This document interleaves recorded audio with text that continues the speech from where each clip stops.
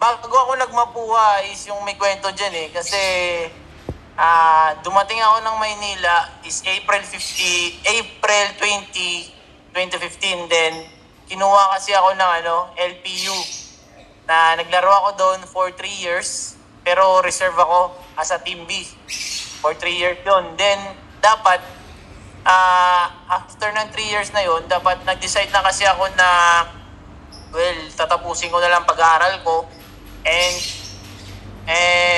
sabi ko, uwi na lang ako siguro para doon na lang ko lang mag-work and after that. Pero nag-decide talaga ako na sabi ko, ito na yun eh, nandito na ako sa Maynila.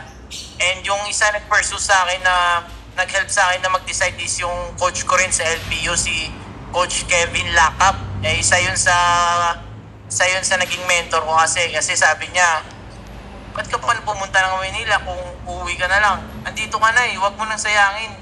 Well, yung sabi niya is maghanap na lang ako ng ibang, try ko mag-try out muna sa ibang school if ipapala rin ako. And sabi niya, may magtitiwala talaga yan sa'yo na coach, maghintay ka lang. And after noon, nag-decide ako na mag-try out sa ibang school. And dapat graduate na talaga kasi ako sa LPU na cum laude, business management. But then, nag-try out ako sa ibang school. Pumunta ako ng Perpetual Health. Pumunta ako ng Binil, Letran, and EYAC. Then lastly, hindi ako natanggap sa mga schools na yon. And syempre, sa mindset ko, hindi pwedeng susuko lang ako kasi alam ko na may magtitiwala talaga na coach sa akin eh. And then, pumunta ako ng Mapua, 2018, nag-try out ako. Then, unfortunately, binigay ko pa rin yung best ko sa pag-try out. Nakuha ako ni Coach Atoy, ni Coach Randy Alcantara, ni Coach Ed. Then, dun na ako nag-start sa Mapua. And sabi ko, ito na yun. Ito na yung chance ko na makapaglaro sa NCAA. And then, after nun, nag-residency ako for 1 year.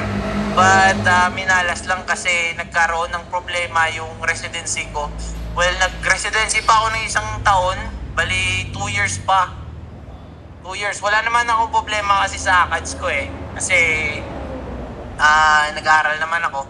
Then after ng 2 years, 2019 residency, 2020 residency. After nun, pumasok na diba yung pandemic? Nagkaroon ng 2 years ata na pandemic.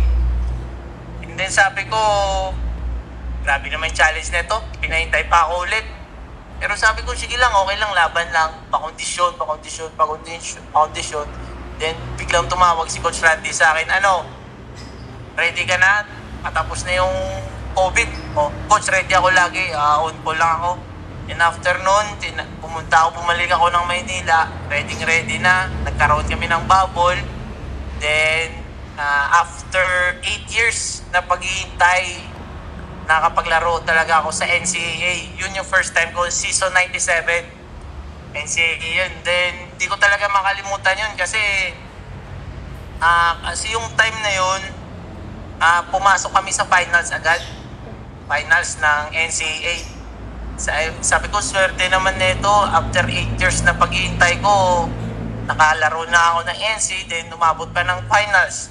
Then, hindi lang kami nag-champion kasi lakas ng kalaban nun, Letran eh. Sila yun, Red sa bando, yan. Yun. Then hanggang ngayon, yung story na yun, parang hindi ko talaga makalimutan sa buong buhay ko yun, yung mga challenges na bago ko makakuha yung gusto ko. Hanggang ngayon, naglalaro din ako sa MPBL. Enjoy. Yan po.